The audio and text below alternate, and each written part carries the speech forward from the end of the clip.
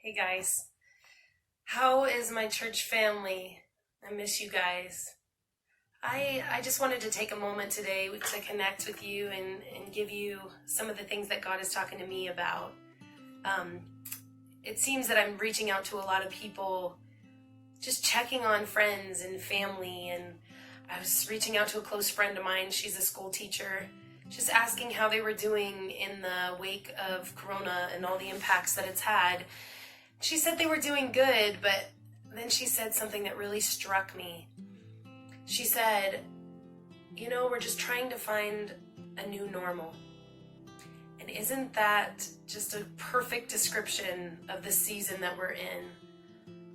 In the last couple of weeks, I've discovered during the wake of just all the repercussions and all the cancellations and everything that's happened in light of Corona, that I am quite attached to my normal. I love my normal life. I love knowing what's coming. My day-to-day routines.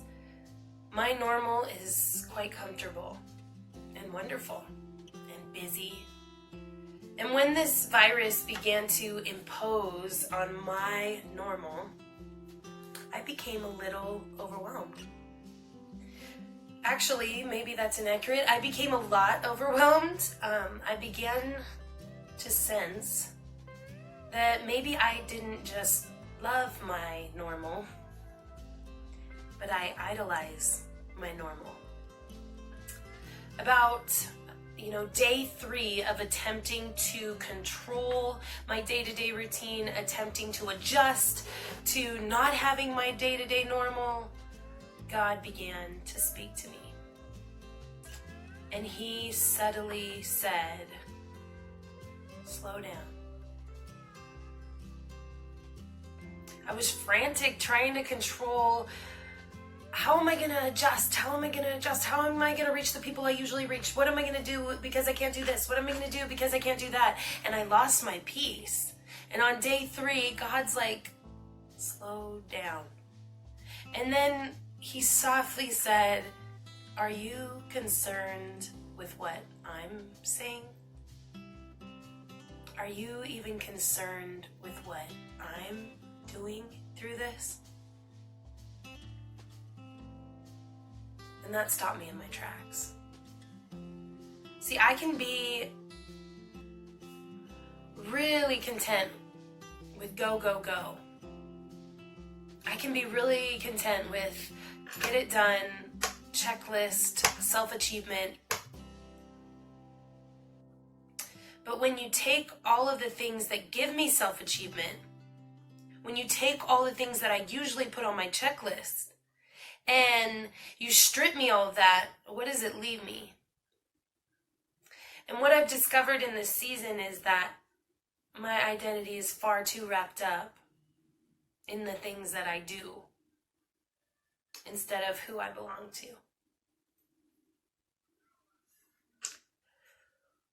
Because when it all gets taken away and when there's nothing left, I truly want to stand solid in knowing that me and him are tight.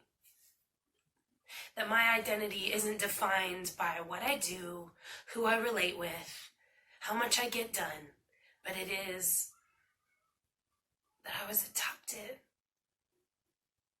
by the King of Kings and that I'm his daughter. And what God's just telling me through this is that I've been distracted in my life. I'm getting so much done, yet is my heart really in any of it? God's saying slow down with your kids. I found myself frustrated on day 3, like how am I gonna quarantine with these kids? That's pretty crazy that I can't be restful with my children. I know that's the world we live in, but doesn't make it right. God's just having me sit down with them and do the crisscross applesauce with my kids, like, who are you, you beautiful person? Who did God make you to be? And just soaking in who my children are. Paying attention to my husband in new ways, like anticipating his needs and loving him in a new way.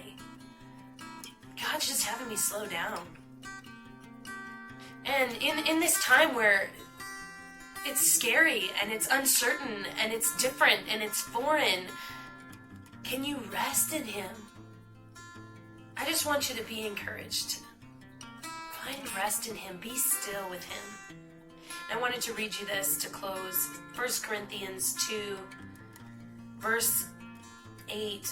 But the rulers of this world have not understood it. If they had, they would not have crucified our glorious Lord.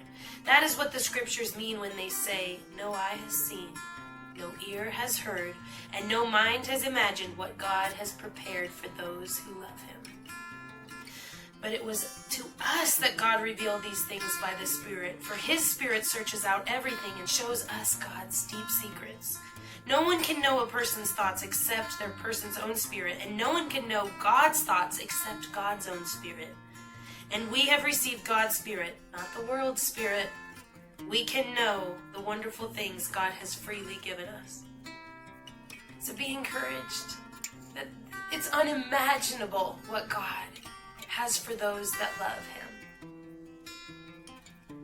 Try to hold on to that. Not what you're not doing, not what you can't be doing, not what you should be doing, but who he is. I love you guys. I encourage you to stay in your word, pray, and reach out to your church family. There's so many others that are praying through this season. Reach out to one another. We love you. We'll be in touch soon.